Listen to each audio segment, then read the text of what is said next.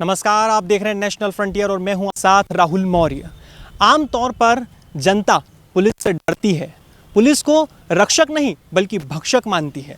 लेकिन एक व्यक्ति जिन्होंने परिभाषा ही नहीं बदली बल्कि पुलिस विभाग को भी एक नई ऊंचाइयों तक पहुंचाया। दरअसल हम बात कर रहे हैं एडीजी वरुण कपूर की। आज हम उनसे बात करेंगे। आज हमारे साथ है एडीजी वरुण कपूर। सर, आपका बहुत बहुत स्वागत है।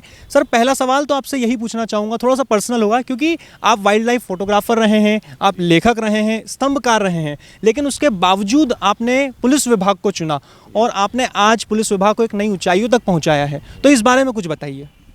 देखिए, मैं लेखक, स्तंभकार, फोटोग्राफर, वो मैं पुलिस विभाग में के साथ साथ में हूँ। मतलब पहले नहीं था मैं अभी भी वही अपने फ्री टाइम में करता हूँ। तो पुलिस विभाग तो एक बाय चांस यहाँ मौका मिला काम करने का, क्योंकि मेरे पिताजी एक प्रशासनिक अधिकारी थे इंडियन एडमिनिस्ट्रेटिव सर्विस के।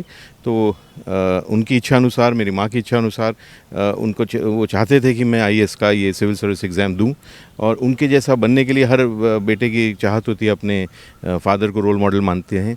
तो उसी के कारण मैंने भी ये प्रयास किया। आईएएस में तो मैं नहीं आया, बट आईपीएस में आया। मेरे को अपना गृह काडर मिला। मैं मध्य प्रदेश का ही रहने वाला हूँ, और इस प्रकार से मेरा पुलिस सेवा में एक प्रकार से पदार्पण हुआ बाय चांस। बट आज 30 साल की नौकरी मेरी हो गई है, और 30 साल में मैं बोल सकता हूँ कि अगर कोई नौकरी है या कोई जॉब है या कोई सर्विस है जो सबसे अच्छी है लोगों की सेवा के लिए और सेल्फ सेटिस्फैक्शन के लिए, सेल्फ मोटिवेशन के लिए, तो I think police service is one of the best services which anybody can join. तो I am very lucky to be here, but it was by chance. Sir, जैसा कि आपने कहा कि आपकी 30 साल की नौकरी पूरी हो चुकी है, तो ये जो पूरा कार्यकाल रहा है अब तक और अभी भी आपका कार्यकाल जारी है, तो ये पूरा सफ़र कैसा रहा? क्योंकि इस दौरान आपने न सिर्फ जनता की मदद के लिए आप तत्पर रहे, हमेशा आपने पुलिस विभाग को भी काफ़ी डेवलप किया। आप जिस तरीके से अपने विभाग को साथ लेकर चले हैं, इस बारे में कुछ बताइए। देखिए, पुलिस की नौकरी एक बहुत मुश्किल नौकरी है। जैसे मैंने बोला, आज के दौर में, आज के युग में हर समस्याओं को, हर परिस्थितियों को देखते हुए एक I think it's the most challenging job जो अवेलेबल है। बिकॉज इसमें आपको बहुत करना पड़ता है। सुबह शाम रात दिन कुछ नहीं होता, कोई मौसम, कोई त्यौहार, कुछ नहीं।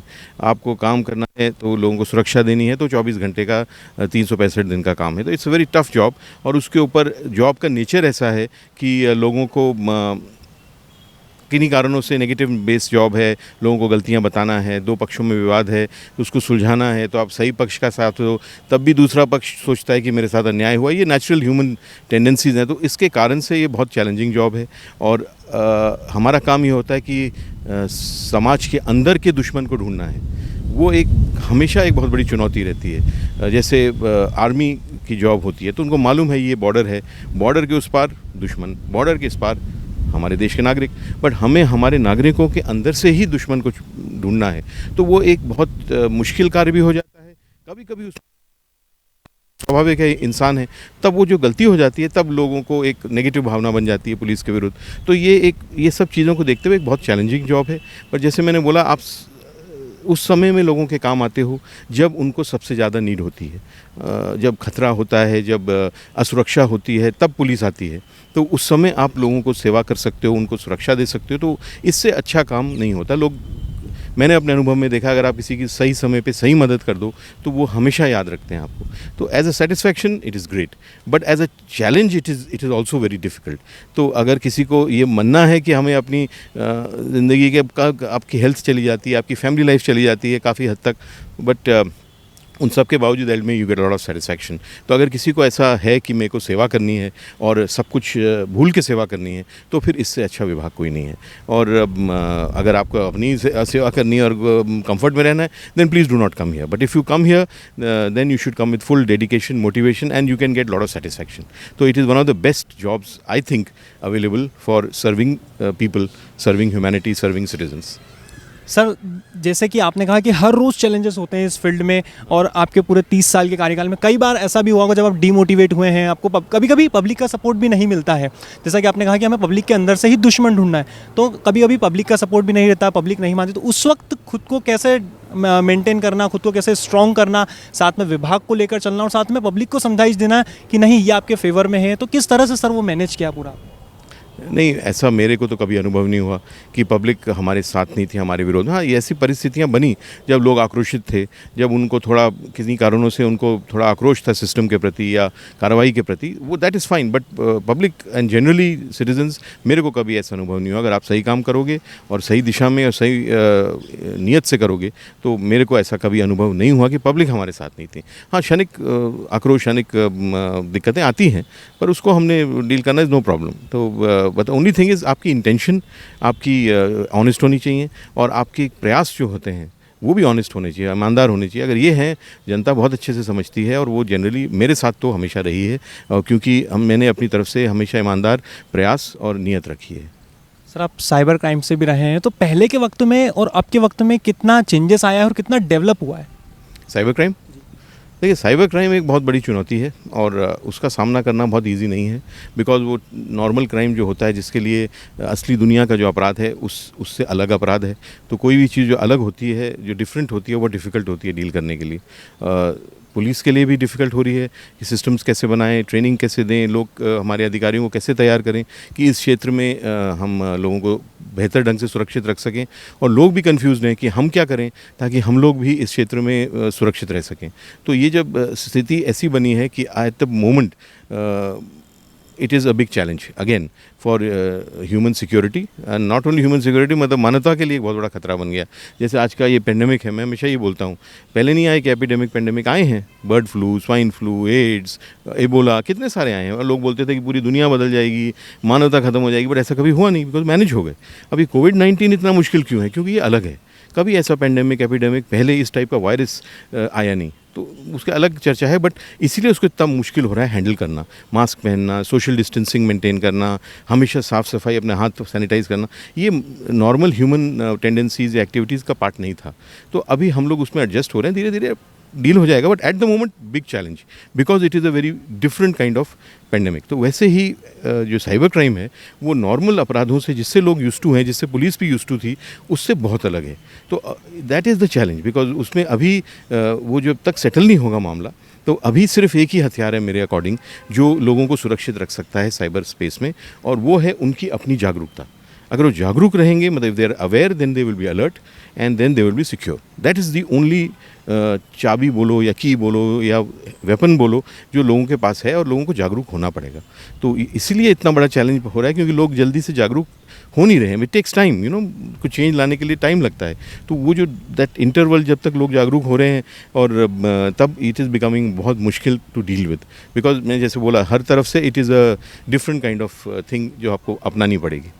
सर, इन दिनों साइबर क्राइम काफ़ी बढ़ रहे हैं, जैसे पेंडेमिक का आपने जिक्र किया, या उस दौरान ये इस पूरे सिनेरियो में साइबर क्राइम एक काफ़ी लेवल तक बढ़े। पुलिस विभाग काम भी कर रहा है, लेकिन फिर भी आप पब्लिक को क्या संदेश देना चाहेंगे, या पुलिस विभाग किस तरह से कोशिश कर रहा है कि इससे कम किया जाए? नहीं, पुलिस विभाग तो अपने कार्रवाई कर रहा है। वो हम लोग अपने अधिकारियों को ट्रेनिंग दे रहे हैं हर प्रकार के अपराध को डील करने के लिए। टेक्नोलॉजी बेस्ड अपराध है, तो सभी को इतना आसानी से समझ भी नहीं आता कैसे उसको डील करें। तो इसीलिए हम लोग तो अपने अधिकारियों को इक्विप कर रहे हैं, उनकी मानसिकता बदल रहे हैं, स्पेशल सेल्स बना रहे हैं, जो भी है वो तो हमारी कार्रवाई जारी है।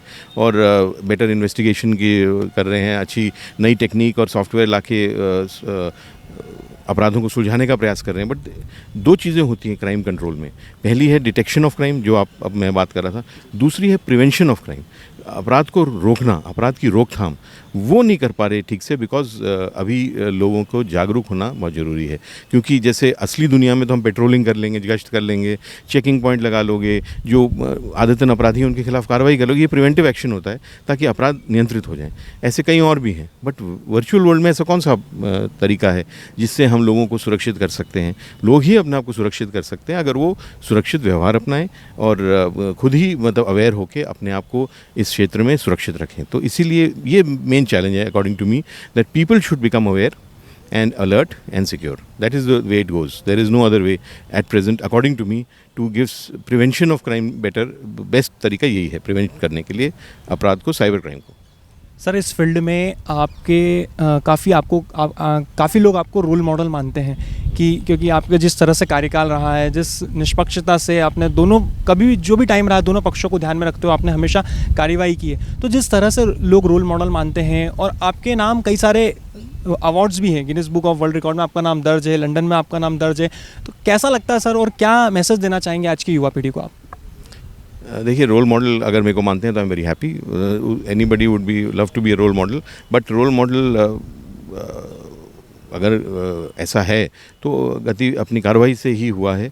अपनी जो मेहनत होती है, जो आपकी लगन होती है, और जो आपकी वो होती है इंटेंशन, तो उससे ही ये होता है. तो मेरे को बस युवाओं को यही बोलना है कि आपको हर चीज़ अपनी ज़िंदगी में अगर आप ये मोटो बनाओगे कि मैं या अपनी मेहनत से प्राप्त करूँगा या करूँगी, तब आप बहुत सफल होगे. अगर आप शॉर्टकट्स लोगे ज़िंदगी में, अगर आप सोचोगे कम काम करके ज़्यादा रिजल्ट मिल जाए, तो फिर आप गलत पाथ पे जाओगे. तो अगर ये अपना मोटो ज़रूर बनाइए कि जो भी मैं प्राप्त करूँगा या करूँगी, वो मैं अपने मेहनत से, लगन से और नियत से ही ऑब्टेन करूँगी या करूँगा, तो फिर आप सफल ज़रूर होगे.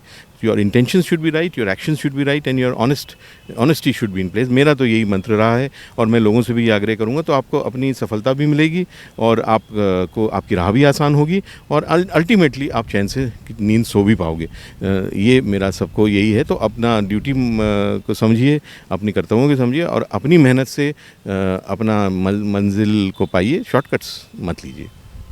तो ये थे हमारे साथ एडीजी वरुण कपूर जी. सर, आपका बहुत बहुत धन्यवाद, आपने हमसे बात की. फिलहाल हमारे शो में बस इतना ही. देश और दुनिया की तमाम खबरों के लिए देखते रहिए नेशनल फ्रंटियर.